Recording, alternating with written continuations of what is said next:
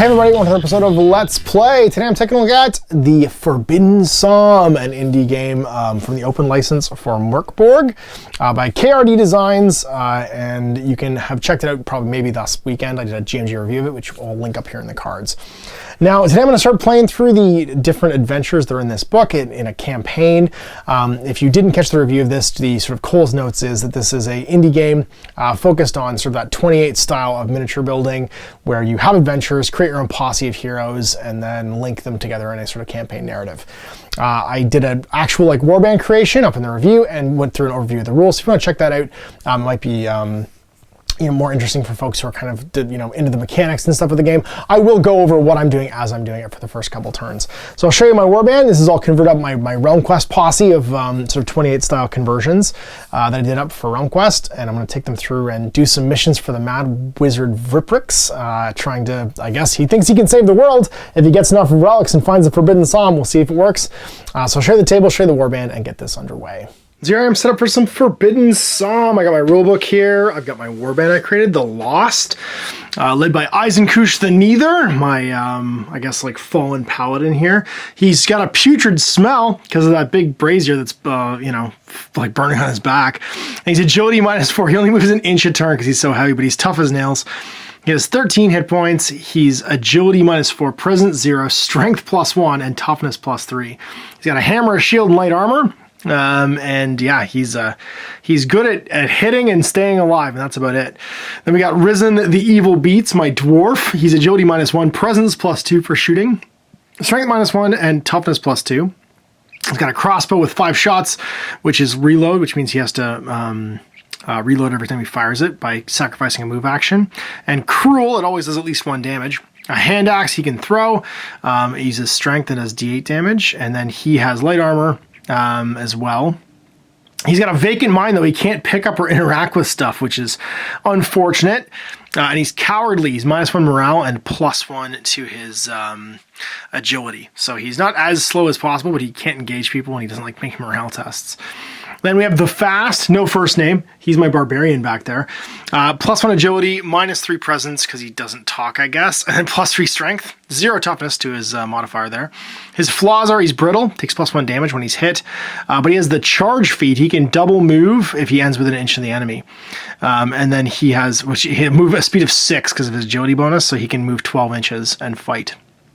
Has a warhammer and a sword. The warhammer has crit daze, and the sword is obviously a sword, and just does d6 damage. And then he has a whole bunch of equipment slots. He's going to do most of the carrying and most of the going and getting things, I think. Then we have my elf, Rain the Smoothest. I randomly generate these names, and they're just amazing. He's speed 7, carrying light armor and a sword, so he can carry 2 more items. And he's got brittle bones as well because I randomly rolled it, but he's an elf, so it makes sense. An improvised fighter, if he's unarmed, he can generate an improvised light weapon, which is cool. He just finds something to stab with. And then last but not least, Garand the Last Fated, my spellcaster. Also a paladin, so like a priestly type. He actually had to, just to equip him as he's armed, he is carrying a glaive and light armor, which takes 3 of his 4 equipment slots. So his scroll, he left his invisible hand scroll behind and actually just took his normal fighting scroll that he could carry, which is the Shield of the Faithless. He can cause everybody within 12 to not be able to be attacked for a round, which is kind of cool. He has a 2-inch reach and does d8 damage. He's agility -2, presence +2 for using his spell, and then strength -1, toughness +2 because he is a big paladin-y fighter guy with the light armor. So we go for a walk. We're going to start the campaign right now. That means I get to read out loud some campaign notes as we go and find Vriprix. He's the evil wizard. Well, maybe not evil. He thinks he can save the world. He's clearly quite mad, and he is living in his castle by himself. We are going to go have a talk with him and see what jobs he has for us. So the setting. The innkeeper has told you to take the southern path past the decaying trees along the cold, barren road you walked. Until up ahead, beyond the trees, stood a twisted castle. The innkeeper has told you that the wizard who lived here, a recluse who refuses to show his face, offered good coin for tasks completed. You approach the large gate of the castle. The drawbridge is down, welcoming you, rusty chains draping off its sides. Your knock echoes through the empty castle. After a moment, you hear footsteps, and a small window opens in the door. A single beady eye looks out, wide and frantic. I am Vriprix, the Mad Wizard. If you are here for work, you can talk. Otherwise, begone, pests. He's a paranoid madman. He never shows his face and only communicates through the castle door. Players who try to get into the castle find it protected by powerful magic. Through a series of small slats in the main door, Vriprix will exchange gold for goods found in the ruins of Kurgus. He's obsessed with the 8th Psalm of the Nameless Scriptures, believing it to be in the ruins of the settlements that dot the landscape of Kurgus. He's paranoid and someone is stealing his socks, and believes deeply that the magic of wizards accumulates in their socks. No one really knows if Vriprix the Mad is a wizard or a madman that found an abandoned castle full of gold, but as long as he pays, does it really matter? So we're in Mission 1, the Mad Wizard's Tea. Vriprix does indeed have work for you. Not far from his castle, you'll find the ruins of an old house. Once vast, it spoke of its owners' wealth and prestige, but they've been long dead. Vriprix informs you that the task is quite straightforward. He wishes for you to go and get some fungi he needs from the ruins. The mold only grows on corpses. You get the sense that you're not the first he sent in this task, and maybe if you're not careful, you won't be the last. It's to find and return black-spotted fungi. To find fungi, perform a treasure roll on a corpse. In addition to any treasure, you gain 1 black-spotted fungi, which takes up an equipment slot as normal. When successfully searched, remove the corpse. So you can see here we have 1, 2, 3, 4 pieces of black spotted fungi. So these are just basically, imagine there's corpses underneath these, and this is all grown up from out of it. And they're placed within 10 inches of the middle and not within 3 inches of each other. 2 gold each when we return to the Mad Wizard, and then set up and treasure. Players take turns to place the 6 bodies. I've placed them already. Within 10 of the center of the board and at least 3 from the others, use normal terrain rules, which means we'd place a piece of terrain. And then once each player's placed 1 piece of terrain, roll a d6 after you finish placing terrain. And on a 9+, adding the number of terrain to the roll, you are done placing. I just set up the table the way I thought looked like the interior of a ruined old manor. Select a board edge and deploy within 6 inches. And then threats, D4 disemboweled ghouls appear on round 2, attracted by the noise. Players take turns placing ghouls within the areas indicated in the diagram, rolling a d6 to determine which edge they deploy on, so 1 to 3, 4 to 6. When monsters activate disemboweled ghouls, move 2d6 towards the center of the board unless they can see a model, in which case they follow the normal monster rules. For solo, disemboweled ghouls don't appear until you search your first corpse. And every time you search a corpse, 1 ghoul appears. If you search the 6th and last corpse, a corpse complector appears. Ugh. 1 model, deploy models in player 1 deployment zone, so easily done. And then when the players arrive, read. You see the ruins of what was once the manor house, its walls crumbling fragments of what once stood. From the overgrowth surrounding the area, you hear the moans and groans of what can only be the dead. A D8 to see what is actually happening for the environment, for the environmental rules. Ooh, psychic hauntings. Any surviving models in this scenario must make a presence test at the end of the encounter, or on a fail, they're haunted but they seen and gain a new flaw. Oh, sweet! Well, there's ghosts in the haunted manor. Disemboweled ghouls have 8 hit points each. We use D8s for their hit points. They're morale 9, and they strangle D6 damage and have 2 armor. They can't leave combat. Basically, you can't leave combat with them because they're strangling us with their intestines. Corpse Collector has 20 hit points, doesn't ever take morale tests, is slam D6, armor 3. Special, when the Corpse Collector hits a target, it must make a DR12 strength check. On a failure, the Corpse Collector picks the target up and places them into a spike on its back, doing 2 damage.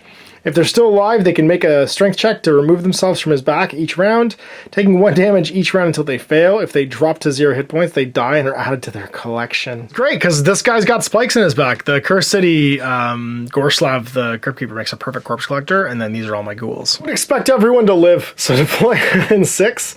You're going to go just straight front and center there, Eisenkush, because you are very slow. We'll have the Man the Legend, which is, well, you can't even carry anything, so you're just going to kind of be on point defense. Go down to you fast, because you can carry up to 5 things. You can't carry anything, you can't carry anything, you can carry 6 things, so you can carry stuff. You've only got 3 that you're carrying right now, so you can carry 3 items. So it's you and you can carry stuff. You got light armor and a sword, so you could carry 2 things, but the dwarf and the wizard can't carry anything. Mostly just here to like, basically watch our backs. So him over here and the dwarf in the rear with the gear, I think, just ready to shoot. So can't pick anything up anyway, because he's got a vacant mind. The dwarf just sits there staring lazily at the fungus. Set up, set, done. Pick the scenario, set up the board, determine the conditions, deployed, and who goes first? It's solo, so it's always me. And then each game round, determine initiative, always me. Activate a single model, activate monsters, and then end the game round. I've got 2 actions. I can pick who goes first. I'm free and clear, but a bad guy will arrive every time I interact with something. So I can make a ranged attack, make a melee attack, use a piece of equipment or a feat, pick up a, remember I have 6 feats by the way, I can reroll a die, make a crit, ignore a crit or a fumble. I can auto pass a I'm gonna die check, which is nice. And then, oh, there's 2 other things. Reroll, deal max damage, grace, auto remove a damn model from play, auto passing death, banality, cancel a crit or a fumble, greed, reroll the treasure table, confidence, automatically pass a test. This will be handy because I need to save that for the end of the game when I might get haunted. Pick up and or drop any number of items off the ground, interact with a treasure or scenario item within an inch of myself, or make a second move as an action. So Eisenkush, he's just gonna move twice. He only moves an inch a turn, so he'll move twice up to this piece of terrain and be done. One for Risen to a shoot, he only moves 4 inches, so he's just gonna move 4 to here, just to be behind some cover, and ready to shoot, and be done. Last, on the other hand, moves D6, so he's gonna, or sorry, 6 rather, so he's gonna move up, and I think go after the 4 ones. He'll move, and then move again, just to go stand next to this corpse. I only have 6 turns, so I gotta go fast here. And then Rain is speed 7. He'll walk to here, or he'll walk to this one. I think he'll go take these ones. No. We'll let the Barbarian take a bunch of them. So he'll walk to here. And then second skill, he's going to pick this up. I got 1 thing per game anyway, so we'll see what it is. We get a black spotted fungi off of here, which eats up 1 of his 2 equipment slots. And then we got to roll on the treasure table. D20 to see what it is. We could use our greed on this as well. 8, we find 5 gold. I'll take it up an item slot because it's just gold. Removed. And then it's just the wizard, Gorend, the last faded who gets to go. He can move 3 inches per turn, so he's going to walk 3 and then 3 again. Just get in the middle of everybody for if he has to use his power. And the light for everybody. And that's round. So we did pick 1 up, which means that a bad guy randomly appears. So 1 to 3, 4 to 6 is the side. 1. So 1 ghoul arrives over here. And it's going to run 2d6 during the monster phase now. 2d6 towards the middle, or towards wherever it can see, 8 inches. Ooh, it's coming. So that's going to be to here, and then definitely gets within an inch, and comes after the elf. 6 damage, and has a TN of 12 to hit, always. Hits exactly. Damage to the elf, 1, but he's wearing 1 armor, so he negates it, he's okay. Round number 2. Well, we got some black spotted fungi, and we also found some gold, which is nice. But we got to deal with this guy we can't break off from. We actually go with Gorand the last faded to do that, because he's got a sweet reach weapon, and as long as he's engaging another bad guy, he can't be struck back either. So he's going to walk over here for his first action, and then second action uses glaive. Now it's a strength test. He's within 2 inches. Yep, for sure. His strength -1 though, so he's got to roll 13 plus to hit. Gets him, and it's D8 damage. So if he gets an 8, he just kills this guy. He has pretty high armor though. It's 5, means 3 damage. The ghoul's got 5 hit points left. I think we go with the fast, and he's just gonna... he has to move first if he's gonna move. So I think he's just gonna search in a black spotted mold. Actually, we'll just put these on the actual cards, I think. Not off the table. We'll just have damage on there. And then he gets to roll on the treasure table and see what he finds. Something cool, I hope. 10. 6 more gold. Body is now removed, and that means that another ghoul is going to appear. Show up on this side now. We're surrounded. That's going to give us something to shoot at, which means we can take a walk over to here with the dwarf. So there's unobstructed line of sight, or maybe he'll go around this way. And then shoot his crossbow at that ghoul. So Risen the Evil Beats is +2 presence, so he needs a 10 plus to hit with his crossbow, but this will use an ammo. He hits. D6 damage, but it's cruel, so it always does at least 1. 4 damage. 4 shots left with his weapon. All right, well, it's Boss Man's turn. He's just going to move an inch just to get himself between the ghoul and the dwarf. And then he is going to take this off. Give him a black spotted mold. He can carry 6 things. So he's got armor hammer. He's got 3 right now, so he's got 2 left. And then what does he find treasure-wise in the body? 8. That's another, I think it was 5. Is 5 gold. Just the elf left. Now, if I attack this guy, he can't fight. He actually can attack back against me.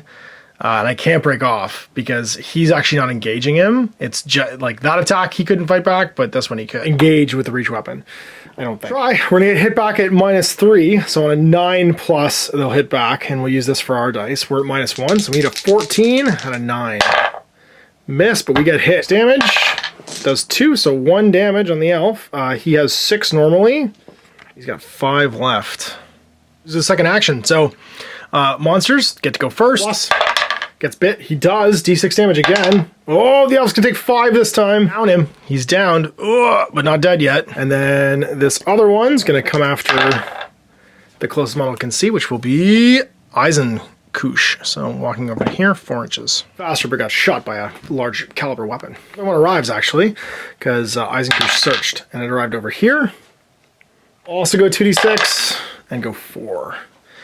Heading towards the middle or the closest thing you can see. It's getting cannibal corpsey around here, which isn't great. 3. The ghosts are starting to circle. Well, the good news is the healer can do something.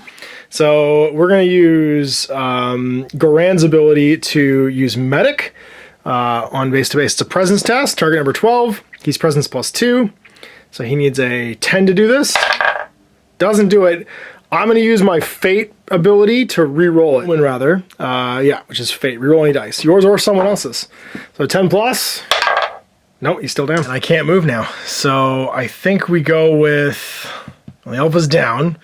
Do we Berserker Barrage in with the barbarian, or does he just keep humming up treasure? I think he keeps humming up treasure because otherwise we're dead. This is gonna suck. Yeah, we're gonna do that. So we're gonna take a. The dwarf could maybe shoot him to death. Reload and shoot. Yeah, that's what we'll try and do. We're gonna walk over here with the barbarian, and then he's going to pick up. See, it's on their mold for the fast, and then roll to see what we find. 11. 8 more gold. 24 gold now, and I guess we remove that and place another zombie. Right, ghoul. 1 to 3, 4 to 6. 1 to 3, so it comes over here as well. They're piling in. Oh. We're gonna shoot you, I think. Forfeiting his action to reload. There's a person in the way, so he's -3, or I could shoot this one that's unobstructed. I'll shoot the unobstructed one again. He's gonna get eaten, he's gonna get eaten. It's gonna happen. So that's gonna be presence +2, so a 10 plus. Cranks it. 6 damage and cruel, so 6 will kill him. Kills him. Good job. 1 bad guy kill for the warband from that's good old Risen the Evil Beats. 2 shots left on his gun though. I think that means that the boss needs to start moving. Eisenkoosh is gonna walk just double walk his 2 going this way. I barely hit actually. It's a good thing I got good rolls. I forgot within 3 he's -1 to hit. I don't want to pair him up because he's -1 at presence tests because of his stupid fire. Putrid smell. And that's everybody. So it's bad guy time. So we're gonna go 2d6 for this first ghoul. And he goes 6, so he's gonna move into the man, the legend that is Gorand. Or down models. So he'll fight, Grand will fight back. Red dice will be Grand. At -3, -4 because he's strength -1. So he'll need a -4 is gonna be a 16 plus. And that's 12 plus for the black die. Hits, so he'll do d6 damage. Grand's got 1 armor though. D6, takes none. School is gonna go 11. Oh, so now Grand can't fight back because he's being double teamed. Attacked, hits again, d6 damage. 3 this time, so he'll go from having 10 to having 7 left. Ghoul is gonna go 5 and head around this way. They're not feeling great. I feel like we take a break this turn. It's turn 4. We're halfway through the game. We don't want to pick up the last one, I think, because I don't think we can handle the Corpse Collector at this point. But we definitely want to try and get Rain to get back up on his feet. First thing, we have to reload to be able to shoot. Oh, he needed to reload to shoot last turn, which means he needed to still be here. He was fine. He sat still last turn. But he can't move and fire. So he'll reload, and then he's going to have to shoot over here at -3, -4. So he's -2 overall. See if we can hit that far ghoul. Need a 16 plus. Nope, misses. He's got 2 ammo left. He's just gonna walk forward and then attack this ghoul. +1, so he needs an 11 plus to hit with his hammer. I'll hit. And then it is d6 damage. It's gonna be 4. It's down to 1. We'll go with Gorand. He'll attack it as well. He's -1 to this because he's -1 strength. And he misses. I think we charge in with the fast. He's going to walk over here and then hit with his hammer. Attack back again because he's double teaming. He hits. Almost a critical. It's only d6 damage. So 4. Half health. Everybody having activated, so starting with this ghoul, it's going to attack randomly actually, because it's engaged with 2 models. So 1 to 3, 4 to 6. 1 to 3, it's going to attack Eisenkush. Eisenkush can attack back because he's not double engaged. It'll be +1 -3, so -2 overall. He'll be the red die. So he'll need a 14 to 12. So misses, but hits back and does d6 more damage. 2, it's 1, it's enough to kill it. This one's going to randomly attack again, so 1 to 3 will be Garand, 4 to 6 the fast. Attacks Garand. Strike back at -4, so he'll be on a 16, and then 12 for the ghoul. He misses. And the last one, 2d6, goes 3 inches. I don't think it quite makes it. Oh no, he does. He'll make the fast for sure. And gets to attack. Engaged, so he can't attack back, so d12.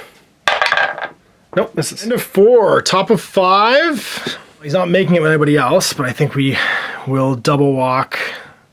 Do you want to double walk the boss? Yeah, we can. There'd be a new ghoul on the table right now because somebody searched. I think it was you. One corpse left unsearched, so he should have moved last turn. And gone 12. Oh, no big deal. Just gonna fly over here and attack him. This is now completely surrounded. It hits him for d6 damage. He has no armor. For 6, he's got 2 left. Not great. We'll start with Garand then. He'll attack and not be able to be struck back because he's also engaging him. So it's just going to be 13 plus with his glaive.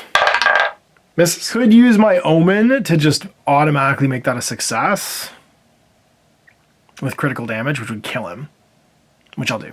I'm just going to make that go away. And we'll take a walk with the boss. He'll go 4 going over here. Won't really help, but it's closer. He's got 1 turn left. We're going to try and break off with the fast. So it's a d6. It needs an agility test for the first one. Oh no, you can't break off. They're ghouls. Never mind. I guess you just attack? Fight back. You can't kill them either, but I might be able to daze him. So I'll try and hit this one. I missed. Stuck there. And then it's the dwarf. Okay, I don't think you can shoot in combat, but I'm going to check. I need to make DR10 tests for all those treasures. Let's do the... Who made them? It was the fast twice, so 13 plus. He's made them twice. First one, he was okay. Second one, he was okay. It's a crit, though. What happens if it's a crit? On a pass, there is no crit. Zinkush, he was fine for his 2, and also a crit. Is it +2 for his? He was fine. Shooting a combat, it just counts as obscured, so -3. So he's +2, -3, which means he's -1 overall. So a 13 to shoot that ghoul. Misses. Shot left. All right. 2 ghouls. The first one attacking the fast. Misses. One attacking the fast. Misses. Needs as well. Final turn. We just got to survive. Easy stuff first, so we can revive the elf. Medic. Fails because of the -1 presence from him. Oh, but I'm +2 presence, so I actually succeed, and he returns to life with 1 hit point. We help him up. Useful just in case our poor man over here gets killed. Eisenkush, he'll walk his 1 inch and go stab this guy. The horns, Tony, so he's got strength +1, so an 11 plus. Gets him. D6 damage. -2, so 2 damage. Got 6 left. Then I suppose you haven't activated yet, so you could actually move and stab with your sword, which you will. You can't hit back because he's double engaged, so needing a -1 strength, so needing a 13. Misses. Barbarian will also attack, because I can't break off, so might as well. He is strength +3, so he hits on a 9. Nope, that's a fumble. He drops his hammer. He's gonna be gone, I think, at the end of the game unless somebody picks it up. His final shot obscured, so he'll be +2, -1, or -3, so -1 overall. Needs a 13 to shoot that wounded one. Misses. Ammo. All right, well, the zombies attack. Plus, so it's randomizing now. So it's gonna be 1, 2, 3, 4, 5, 6. So 1, 2. It's gonna be into Eisenkush. He can actually attack back because he's not double. He'll be -2 because of his strength. He's not double engaged. So red will be Eisenkush, black will be the ghoul. Misses, and that's -1, so it misses 2. One only attacking into the man of the legend, and he is double engaged, so he can't fight back, so 12 plus. Hits him. He's to roll a 1 to live. He does! He's got 1 hit point left. And that's it. That's the end. So turn 6, end of the game. Nobody's down, so no naughty rolls to have to make, but we all have to make presence checks. Otherwise, we are in trouble. So I'm just gonna have the fast auto pass because I don't want him to gain a flaw. Oh, he's +1 damage though from brittle bones. He actually is down, so I have to use the auto recover rule for him. And then I'm gonna also use the like he just gets removed and automatically recovers with the feat. And then I'm also gonna use the he would have been down but not dead. I'm also going to use the presence check auto pass. Just going to be a straight roll for Eisenkoosh. Should roll first to see what I get before I spend it. -3. No, I'm going to spend it. It'll be on a 12 plus. Sorry, on a 10 plus for Garand. He's okay. 2 for Rain as well, so he's on a 10 plus. He's okay. +0 for Eisenkoosh. He's okay. Out without too much trouble here, and then +2 for Risen finally. Do it! Nope, he's gonna fail, so he's gonna gain a new flaw. Let's see what it is. Bodied, -1 hit point. Campaign, after each encounter, follow these steps. Each warband with at least 1 standing member gets paid 10 gold for taking part. So we're gonna go to 34 gold in the bank. Auto passed our death save, because the elf just decided to leave. Or sorry, the the barbarian, the fast, decided to leave. No injuries to roll for. Gaining and spending XP. You can sell items to the Mad Wizard. He pays half the cost of weapons and armor listed on pages 14 and 15. Round it down. Scrolls cannot be sold. I lost my hammer because I dropped it on the fast too. You'll see the merchant. Instead of selling to Vriprix, you can sell to the merchant, a shadowy figure. The merchant buys gold for 1 more than Vriprix. He has available to sell 3 random weapons, 1 random armor, and 1 random piece of equipment, and 1 random relic. Sells items for 1 gold less than the listed price to a minimum of 1, and the relic is 100. What is it? 4. Goggles of the unseen, can see in the dark. Well, not gonna buy that. Red will be armor, and then black will be equipment. A 1 and a light armor, and then 3 is a torch. 3 random weapons, so 3d20 for weapons. 3, 4, 10. So a short sword, a dagger, and a Ulfbert's sword. That's 1 less, which is pretty cool. Well, I feel like we buy the light armor for the fast. I really wish I had was backpacks. Everybody needs backpacks. We'll buy an extra sword, just because it's cheap right now. And, sorry, we have a dagger or a short sword. And short sword uses agility, which is kind of cool, actually. What we'll do is we'll actually buy the short sword for... Oh, no, he's got an Ulfbert's sword right now. Yeah, we'll buy this because the short sword he'd actually hit better with. This is 1, but it means he's hitting it +2 now with his short sword. We're going to give his Ulfbert's sword to Eisenkoosh, so he's actually got a better weapon. We'll just say it's a Ulfbert hammer, maybe. Does he have a sword in his belt somewhere? He does, actually. There we go. And then we'll give the hammer back that he lost. If we get caught going to see the merchant on a 1, it's bad. We're okay, though. 7. That's so close to being a 1. All right, so you get some XP. We're going to get 3 for killed monsters, 4, 5 for... No, we didn't down anybody because there was no rivals. So 3 for killed monsters, 4 for treasure, which will be 7, 8 for scenario with at least 1 more band member surviving, 9 for the auto pass death save, 10 because I got 5 treasures. And spend 5 XP to improve a warband's ability by 1, remove a flaw, injury, remove a flaw, gain a new feat, or bring back a guy from the dead with a new flaw. I think we're going to dump it into Eisenkoosh just to make him a little bit better. We're going to get rid of his putrid smell and increase his agility to -3, so at least he's speed 2. He's a far less terrible leader. He finds something better than, like, dung to burn into the brazier back here now. Return to Vriprix now. Vriprix extends a clawed hand through a small opening in the door and snatches the fungi from you. You hear him inhale deeply through the door. So fresh, perfect for my tea. He tosses the coin through the door in a small pouch, and just before he slams the hatch shut, says, come back tomorrow if you need more coins. We're going to get 10 gold and go to 39. So there you go, my first Forbidden Psalm adventure done. We managed to narrowly avoid dying, using up most of our omens over the course of the game, and we collected tons of black-spotted fungi for the Mad Wizard Vriprix. So the next one is My Heart Has Joined the 1,000 as we try and avert the animal cultists from ending the world. This scenario reads a lot like the South Park episode with the crazy demonic animals. And so I'm pretty excited to get my next game on, and you'll be able to see that in 2 weeks. Big thanks for watching again. You can check out these rules by clicking the link below in the video description, and we'll see you for more Forbidden Psalm in the future. Ton of mash. I hope you enjoyed that video. If you want to support the channel, of course, like and subscribe and hit the little bell below to get notifications when I post future content. I do post stuff 7 days a week. If you want to support the channel further, you can, of course, buy a t-shirt through Spreadshirt, buy a measuring gauge or objective markers from Death Ray Designs, or, of course, most importantly, there is Patreon. Patreon is what makes all this possible, keeps the lights on, pays for the studio costs, pays for the equipment, model costs, and everything else, and most importantly, puts food in my kids' bellies and a roof over their heads. Big thanks to everyone, past, future, who supported me. I do this stuff because of you guys, and of course, I will continue doing it as long as I can.